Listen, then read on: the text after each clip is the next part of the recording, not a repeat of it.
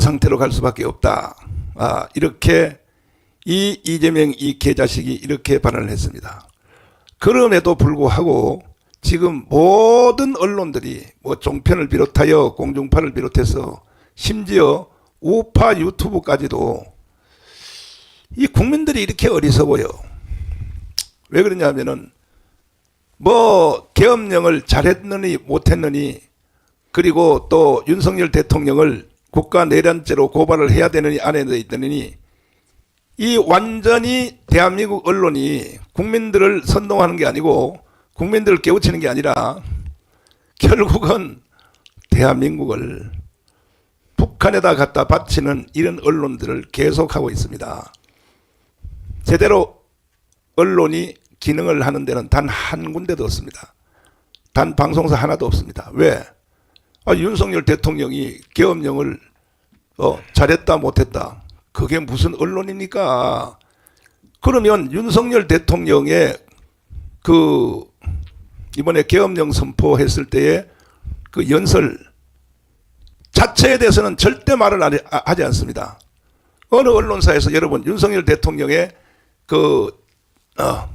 계엄령 선포 선포 연설 그걸 여러분 이걸 그 당시에 중계방송하는 거 빼고 그 후에 모든 언론에서 이것을 반복하여 해설하는 거 봤습니까? 그러니까요, 윤석열 대통령께서 계엄령을 선포하지 않을 수가 없어요. 아주 잘한 겁니다, 이번에. 왜? 어차피 나라가 망하는데 대통령으로 돼서 아니 나라가 망해서 북한에 갖다 바칠 바에는 마지막 싸움이라도 한번 해봐야죠. 그러면 아니 윤석열 대통령의 지금 이 선전포고 계엄령 선포에 대해서는 모든 언론이 계속 하루에 한 번씩 원문 자체를 계속 보도하고 그리고 또 거기에 대해서 해설을 해야죠. 반대로 이재명의 연설만 계속 방송하고 하고 있습니다. 그래서 대한민국은 끝났다고 하는 겁니다. 이미 내전 상태에 들어갔고 대한민국은 북한에게 점령됐다고 하는 증거가 언론 보면 모릅니까? 언론? 그러면 윤석열 대통령의 계엄 선포식 자 이거 한번 다시 한번 들어보시는데 이걸 계속 틀어야죠. 계속 틀어서 왜 계엄령을 선포하게 되었는지 이유부터 알아야 될 거 아닙니까? 그런데 뭘 그것도 모르면서 계엄령을 잘했느니 못했느니 무슨 실패했느니 아니면 내란죄로 고발을 해야 되느니 야이 아침부터 내가 욕을 하기 힘들어서 그런데 니들이 언론이야? 차라리 북한으로 가라고 지금 여기에 윤석열 대통령의 계엄 선포식에서 다 나오는 내용이에요. 자 들어보겠습니다. 존경하는 국민 여러분, 저는 대통령으로서 피를 토하는 심정으로 국민 여러분께 호소드립니다.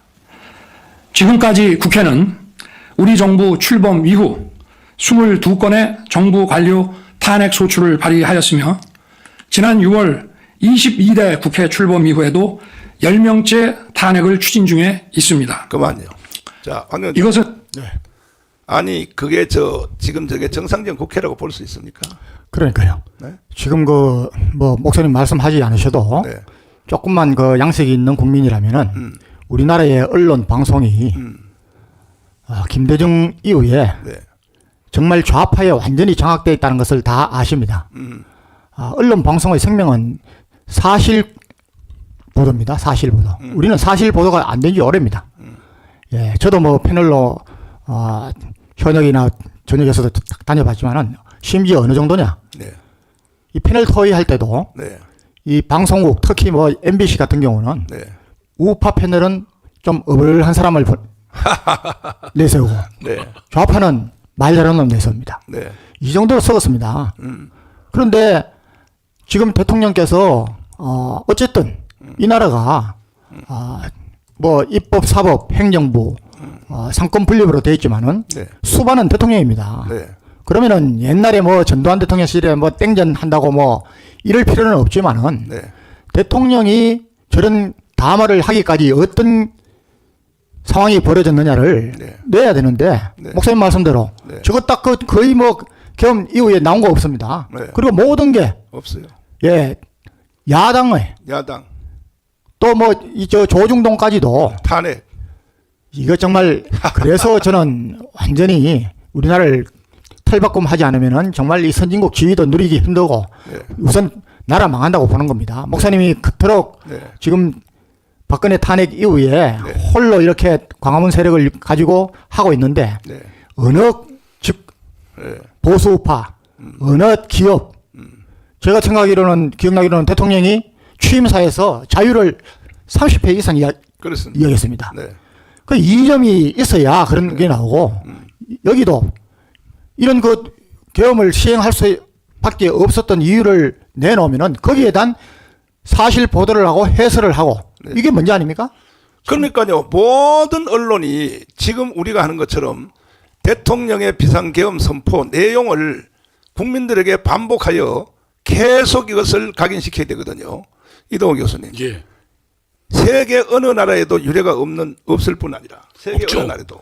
예? 그러니까 그 대통령의 그 개헌 포고문에 정확하게 대통령의 인식이 들어 있는데요. 네. 워딩을 그대로 하면 네. 판사를 극복하고 다수 검사를 탄핵하고 그러니까 사법 업무를 마비시켰고 네. 행안부 장관 탄핵, 방통위원장 탄핵, 감사원장 탄핵, 국방장관 탄핵 시도 등으로 행정부처를 마비시켰다는 거거든요. 네. 그리고 거기다가 지금 예산까지 그러니까 예산 나중에 얘기 나와요. 행정부를 마비시켜서 네. 이것이 국정을 마비시키는 것은 사실상 내란에 해당한다는 것이 윤석열 대통령의 정확한 판단 의견이었습니다. 근데 이 내란은요, 이재명이가 먼저 꺼낸 아니, 그러니까요. 내단으로 가겠다. 예? 그리고 그 구체적 행위가 네. 행정부를 마비시키고 그다음에 탄핵시켜서 아예 기능을 마비시키고 네. 돈도 안 줘서 아예 행정 기능을 못하도록 만든 거고 네. 그렇기 때문에 그것은 사실상 정부를 완전히 마비 상태로 만든 내란 행위에 해당한다. 이렇게 윤석열 대통령이 본 거거든요. 자, 그 다음에 한번 들어보세요. 세계 어느 나라에도 유례가 없을 뿐 아니라 우리나라 건국 이후에 전혀 유례가 없던 상황입니다. 판사를 겁박하고 다수의 검사를 탄핵하는 등 사법 업무를 마비시키고 행안부 장관 탄핵, 방통위원장 탄핵, 감사원장 탄핵, 국방장관 탄핵 시도 등으로 행정부마저 마비시키고 있습니다. 자, 그만. 아니요, 다 탄핵이면요. 그럼 일은 누가 합니까? 그러니까 네. 지금 그 국회에서 하는 이 일은 나라를 위한 어떤 건설적인 입법이나 법률 보완 이런 건 하나도 없습니다. 네.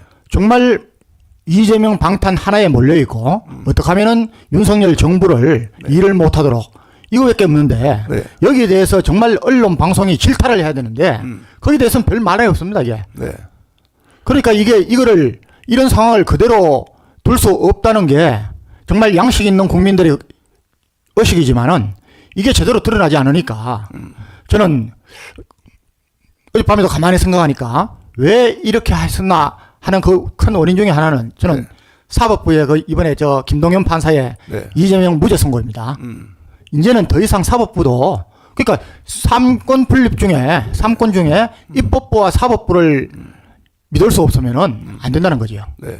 저는 행정부마저 마비시키고 있다. 예. 그러면 결국은 이것은 이동호 교수님. 예. 대통령을 식물인간 만들겠다는 얘기 그럼요. 아닙니까? 그러니까 지금 국회의 그 헌법이 부여한 국회의 기능을 넘어서는 겁니다. 그러니까 정부를 운영하는 건 대통령의 임무고, 네. 그다음에 국회는 법을 만들거나 예산안을 통해서 나름대로 국회를 그러니까 대통령 행정부를 견제하는 거지. 네. 국정을 마비시키는 것은 사실상 헌정문란 행위입니다. 헌정 파괴 행위입니다. 대통령은 거기에 명확하게 인식한 거. 왜냐하면 장관들을 전부 줄줄이 탄핵시켜서 거기다 감사원장까지 탄핵시켜서 아무 일을 못하게 하고 돈도 안 준다. 이게 지금 그 국정 마비 상황이죠. 그래서 지금 오늘 조선일보에 보니까 헌재 재판관인 배보현 판사가 뭘 했냐면은 이 상황이 감사원장을 비롯해 고위 공직자들이 줄줄이 탄핵 대상이 되는 상황은 국가 기능의 마비 상태인 것은 명백하다. 이렇게 배보현 헌재 재판관이 지금 변호사인데 이야기했거든요. 그러니까 국가 기능을 마비시킨 겁니다. 국가 기능을 마비시킨다는 것은 뭐냐? 반역행위죠, 반역행위. 예, 반역행위죠. 예, 반역행위고 대한민국 자체를 지금 완전히 혼돈 상태로 몰고 가겠다. 그럼요. 이런 얘기인데 내전 상태로 몰고 가는 거예요. 내전 상태로 결국은 80년대 공대 그 광주 사태 일어날 때처럼 지금 국가를 일단 혼란시킨 이재명이가 스스로 말한 거니까 그렇게 해야 자기한테 기회가 오겠다 이런 뜻이거든요. 자, 그다음 연설 들어보십시오. 국가 예산 처리도 국가 본질 기능과 마약 범죄의 단속, 민생 치안 유지를 위한 모든 주요 예산을 전액 삭감하여 국가 본질 기능을 훼손하고 대한민국을 마약 천국, 민생 치안 공황 상태로 만들었습니다. 민주당은 내년도 예산에서 재해대책 예비비 1조 원, 아이돌봄 지원수당 384억, 청년 일자리 심해가스전 개발 사업 등 4조 1천억 원을 삭감하였습니다. 심지어 군 초급 간부 봉급과 수당 인상, 당직 근무비 인상 등 군 간부 처우 개선비조차 제동을 걸었습니다. 이러한 예산 폭거는 한마디로 대한민국 국가 재정을 농락하는 것입니다. 예산까지도 오로지 정쟁의 수단으로 이용하는 이러한 민주당의 입법 독재는 예산 탄핵까지도 서슴지 않았습니다. 국정은 마비되고 국민들의 한숨은 늘어나고 있습니다. 자, 여기까지. 보통 예산은요, 그 작년의 예산에서 더 올리는 거에 대해서 그렇죠. 예, 그 국회가 그걸 이제 검토를 해서 검토해서 그걸 깎는 수준으로 네.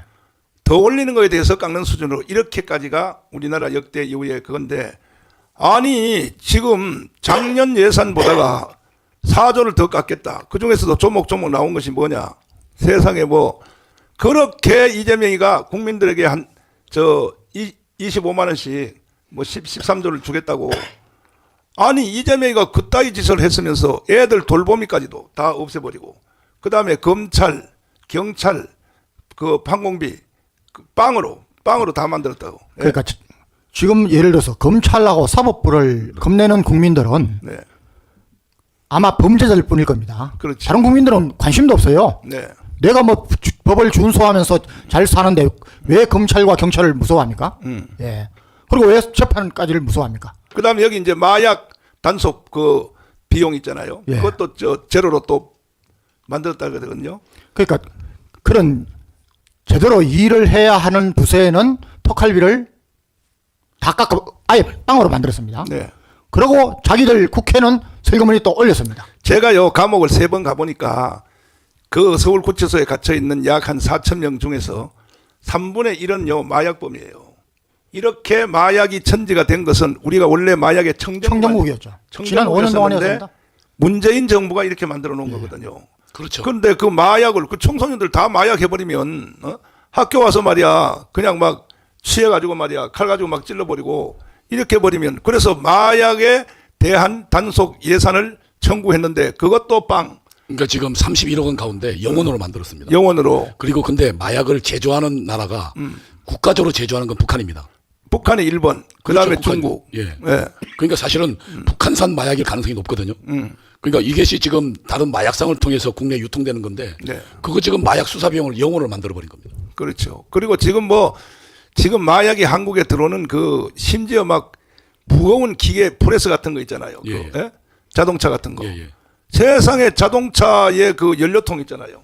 연료통 안에다가 자동차 수입한다 그래가지고 그렇죠. 거기다가 마약을 집어넣어가지고 보내니까 이거는 이제 단속이 거의 불가능할 정도다 그러니까 사전 말이야. 첩보가 아니면 단속하기 어렵다 그러거든요. 그렇죠. 그러니까 사전 첩보를 하려면 경찰이 활동을 해야 됩니다. 그 간첩 잡는 거하고 똑같아. 그렇죠. 예. 사전 첩보라면 망원들을 그 관리하고 활동을 해야 되거든요. 그러면 이 활동 경비를 다 없애버립니다. 대한민국 청소년들을 다 마약에 취해서 살도록 하루 종일 이렇게 하겠다는 얘기 아닙니까? 이 이재명이가 이걸 다 깎아버리니까 그 다음에 보세요 또. 이는 자유 대한민국의 헌정 질서를 짓밟고 헌법과 법에 의해 세워진 정당한 국가기관을 교란시키는 것으로서 내란을 획책하는 명백한 반국가 행위입니다. 자, 그만. 이 내란이란 말은 이재명이가 먼저 사용했거든요. 먼저 사용했습니다. 그러니까 이제 내란을 획책하는 명백한 반국가 행위라는 게 있단 말이에요. 예? 황교안 장군님. 예. 지금 솔직히 대한민국의 헌법이 살아 있습니까? 예. 예? 우리나라가 가장 시급하게 국민 계몽 운동을 해야 되는 것이 준법 정신입니다. 준법 정신. 법을 지키지 않아도 특히 권력 있는 놈들이 네. 지금 그 국회의원들 전부 유죄 판결을 받아도 네.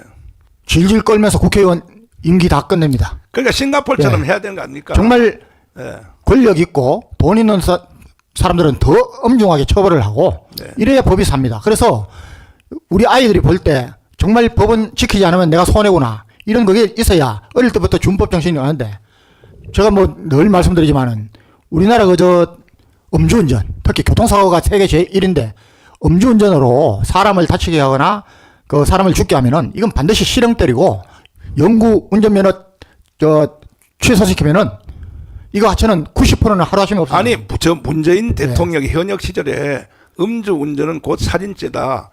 현역 대통령 문재인이가 그따위로 떠들었단 말이에요. 근데 그 딸이 문주혜인가 누구야? 예, 문다혜가 예. 걔가 음주운전하다가 말이야 입찰을 받아버리고 그러면 그건 살인죄와 마찬가지니까 그건 사형시켜야지. 그거는 예? 그래서 이게 개판이란 말이에요. 개판. 목사님 네. 우리가 네. 정치인들은 특히 국가적인 어떤 뭐 크고 작고 간의 지도자 아닙니까? 국가 지도자는 범법자들을 해서는 안 됩니다. 무슨 이유를 써서든지. 예. 그 지금 싱가포르는요 종이 한 장 버리면 벌금, 예. 가래침 뱉어도 벌금, 예. 뭐 교통질서 어기면 그것도 벌금. 그래서 싱가포르이 원래 중국 사람들이잖아요. 원래 계열이 네. 중국 사람들인데 중국하고 싱가포르하고는 이제 천당과 지옥으로 그렇죠. 떨어졌거든요. 네. 그러니까 이광료 때문에 이광료가 박정희 대통령을 벤치마킹해서 싱가포르를 세운 거 아닙니까? 그러니까 강하게 딱 하니까 싱가포르는 지금요 범죄가 없는 도시가 됐고, 그러니까 국민들은 지도자가 하자는 대로 이제 해야 되거든요. 해야 되는데, 자 그다음 연설 한번 들어보시면. 국민의 삶은 안중에도 없고 오로지 탄핵과 특검, 야당 대표의 방탄으로 국정이 마비 상태에 있습니다. 지금 우리 국회는 범죄자 집단의 소굴이 되었고 입법 독재를 통해 국가의 사법 행정 시스템을 마비시키고 자유민주주의 체제의 전복을 기도하고 있습니다. 자유민주주의의 이동호 교수님. 예. 자유민주주의의 전복. 예. 한마디로 뭐 체제를 뒤엎어버리겠다는 체제를 게 뒤엎는 아니야. 체제는 두 체제밖에 없잖아요. 북한 체제, 대한민국 체제. 그렇죠. 자유민주 체제와 예. 인민민주주의 체제 두 가지. 그러면 대한민국의 체제를 뒤엎어서 북한 체제로 가겠다는 거 노골적인 이거는 그야말로 윤석열을 무슨 뭐 국가 반역이라고 하지 말고, 그런데 모든 언론들은 이재명을 국가 반역죄로 말을 하지 않고 해설을 다 윤석열에 대해서 이 계엄령에 대해서 비판적으로 말을 하고 있단 말이야. 그러니까 가장 중요한 건 네. 지금 이재명이 벌이는 것이 단순히 그러니까 우리 헌법이 허용한 그냥 정치적인 서로 다른 견해에 불과한 것이냐, 아니면 이거는 체제 전복이냐. 근데 사실은 거기에 대한 명확한 인식이 없는 겁니다. 아니 민노총은 옛날부터 체제 전복이라는 노래를 그럼요. 불러왔잖아요. 거기는 사회 대면령이래 가지고 그렇죠. 아예 그 재벌을 없애고 거기다가 뿐만 아니라 전부 예를 들면 그 토지들을 그 주택을 그 정부 소유로 하겠다. 체제 전복의 구호를 외치고 깃발을 들고 하는 행진하는 민노총은요, 전체 민노총 중에 10%는 구속시켜버려야 돼요. 그럼요. 아니 체제 전복이라는 말은 그거는 자체가 이거는 반국가 행위 아닙니까? 반국가행위입니다. 그건 쳐넣어야죠. 그걸 허용할 수 있는 범위를 넘어선 겁니다. 그러니까요, 박정희 이상의 강한 이 지도자가 나와야 돼요. 내가 윤석열 대통령도 보니까 아직도 약간 물렁해. 이래가지고는 안 된단 말이에요. 다음에 대통령은 내가 나가겠어. 나가지고 완전히 삼천 교육대부터 부활시켜가지고 전부 다 봉체조부터 시켜가지고 전부 마을에서 말이야. 그 북한식으로 인민재판에서 신고해서 저 사람은 저 교육받아야 된다 해서 10사람의 사인만 딱 하면 무조건 집어넣어가지고 군부대 가서 이렇게 국민들을 이거 제대로 교육 안 하면 이게 뭐 나라가 되겠습니까? 만약에 전두환 대통령이 그렇게 안 했으면 이미 벌써 그 전두환 대통령 시절에 이미 나라 끝났을 수밖에 없었어요. 그 다음 말씀 또 들어보시면. 자유민주주의의 기반이 되어야 할 국회가 자유민주주의 체제를 붕괴시키는 괴물이 된 것입니다. 지금 대한민국은 당장 무너져도 이상하지 않을 정도의 풍전등화의 운명에 처해 있습니다. 친애하는 국민 여러분, 저는 북한 공산 세력의 위협으로부터 자유 대한민국을 수호하고 우리 국민의 자유와 행복을 약탈하고 있는 파렴치한 종북 반국가 세력들을 일거에 척결하고 자유 헌정 질서를 지키기 위해 비상계엄을 선포합니다. 자, 그 앞에 거 다시 한번 들어봐 주시면. 자, 그 앞에 거 조금 전에 튼 거고 다시 그걸 다시 한번 반복 한번 들어보세요. 행복을 약탈하고 있는 파렴치한 종북 반국가 세력들을 일거에 종북 반국가 세력들을 일거에 척결하고 이거 이동호 척결해야 되는 거 아닙니까? 아니, 전 전향했으니까요. 전향. 그러니까 과거의 죄에 대해서 뭐 예를 들면 심판받는 건 모르겠지만 척결 대상은 아닙니다, 목사님. 아니 그런데 지금 저와 옛날 동지했던 놈들은 전부 척결 대상입니다. 다 척결했지. 특히 박성원 같은 경우에요. 지금 그러니까 국정원에 침투해서 국정원 서버를 뭐 무력화시켜서 그 내용의 핵심 내용들을 북한에 팔아넘긴 의혹이 있거든요. 지금 그 현역 국회의원이잖아. 현역 국회의원이죠. 그거는 이거는 그리고 지금 박선원이 보니까 계속 지금 거짓 뉴스를 생산해내고 있습니다. 그 앞에 그 다시 한번 들어봐 주세요. 그 앞에. 자, 파렴치한. 그리고 뭐 국민의 자유와 행복을 약탈하고 있는 파렴치한 종북 반국가 세력들을 일거에 척결하고 자유 헌정 질서를 지키기 위해 비상계엄을 선포합니다. 자, 모든 연설에 반국가 세력이라는 말이 계속 나오거든요. 이 반국가 세력이 누굽니까? 뭐 좀 간첩 포함해서 네. 종북, 북한 지령 따르는 놈들입니다. 네. 친북, 네. 친중, 반미. 네. 예, 저는 이거 다 포함해야 된다고 봅니다. 네. 그런데 네. 그 중에서도 특히 네. 북한의 지령을 받는 급인 네. 간첩 수준의 그 인물들은 이미 행적이 거의 드러나 있습니다.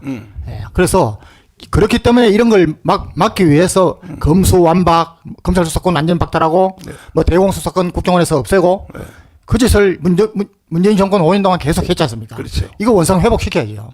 예. 그러니까 이동욱 교수님. 예. 아니 이 반국가 세력이 누굽니까? 이게? 반국가 세력은 명백하게 주사파와 그러니까 북한의 지령을 받고 있는 주사파와 그리고 그의 하수인들을 말하고 그리고 지금 문재인 대통령은 명백하게 반국가 세력이라고 볼 수 있습니다. 왜냐하면 문재인 자체가 북한이 지령한 종전선언 이거를 위해서 전 세계에 돌아다녔습니다. 아, USB 준 것만 해도. 예, 그러니까요. 간첩이지. 그렇게 보면 이미 대통령 비롯해서 국회에 들어간 주사파 출신들 그리고 이들이 특히 박선을 비롯한 이들이 지금 종북 세력이고 이들이 척결 대상이라는 걸 윤 대통령 명백히 한 겁니다. 근데 사실은 반국가 세력 중에 제1번이 문재인이거든. 문재인입니다.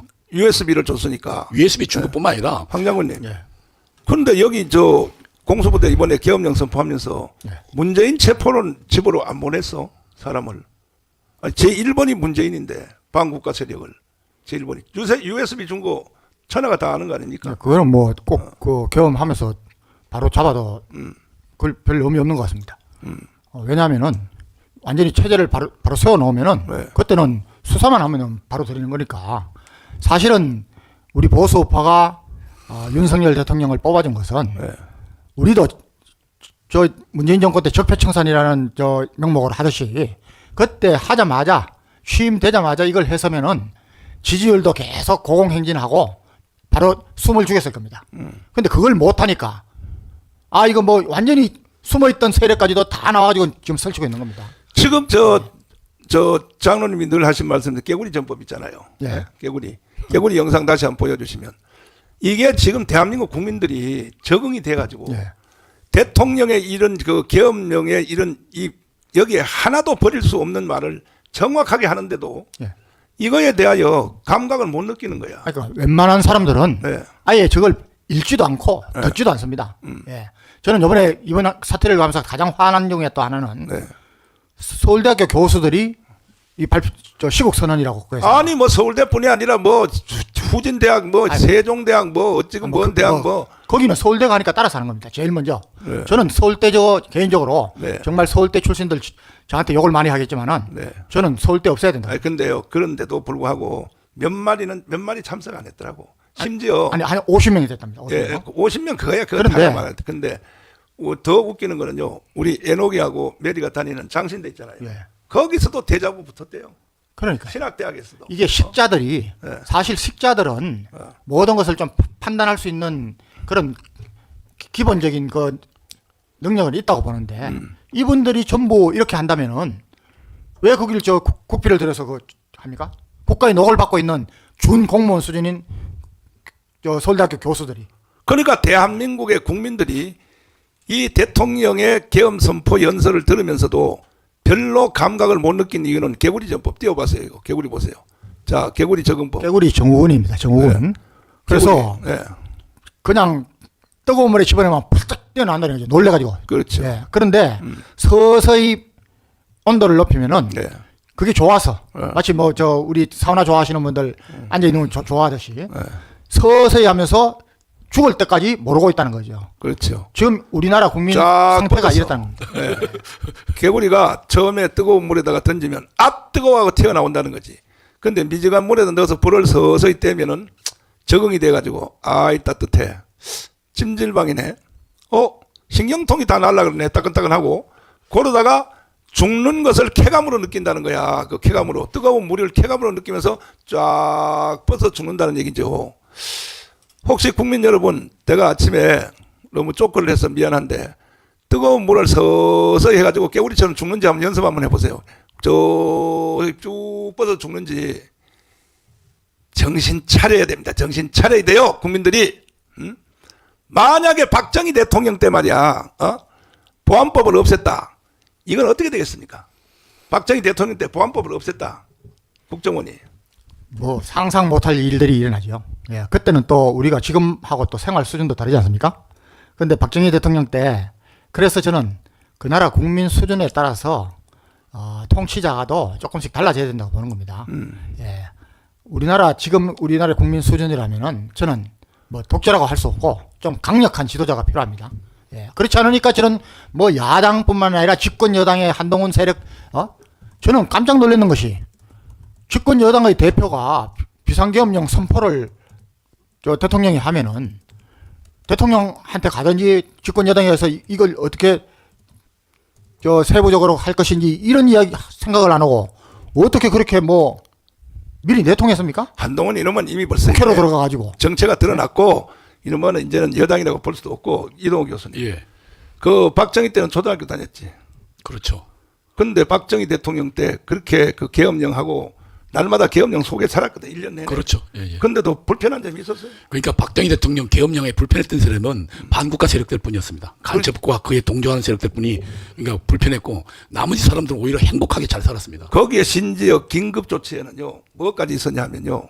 거의 북한 수준과 비슷한 게 뭐냐. 대통령을 비방하거나 그렇죠. 대통령을 욕하는 것은 처벌받았다. 예, 처벌하도록 돼 있었습니다. 그럼 대통령 욕 안 하면 되는 거 아니야. 어쨌든 그 당시에 보면 대통령이 여러 가지 조치에도 불구하고 거기에 불편하고 하는 사람들은 전부 그러니까 예를 들면 그 반국가 세력들밖에 없었고 나머지는 정말로 당시에 가장 행복하게 일했고 미래를 꿈꾸는 그 행복했던 시절이었습니다. 황교안 장관님. 전두환 때 우리가 사는데 불편한 게 있었나요? 없었나요? 전두환 때. 아까 제가 말씀드린 대로 네. 검찰과 네. 그러니까 사법부를 판사들을 두려워하는 것은 범죄자들 뿐입니다. 우리나라는 잘못된 것이 약자 코스프레를 너무 합니다. 범죄자는 우리 목사님 교도소 한번 3번 갔잖아요. 3번. 네. 그런데 저는 유치장까지 합하면 5번 갔어요. 저는 물론 약자도 보호해야 됩니다. 그런데 벌을 받으면은 한 번 감방에 들어가든지 교도소 들어가든지 하면은 다시는 내가 여기 안 들어와야겠다.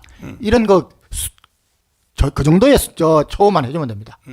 그런데 지금 우리나라는 그런 게 거의 없다고 교정관계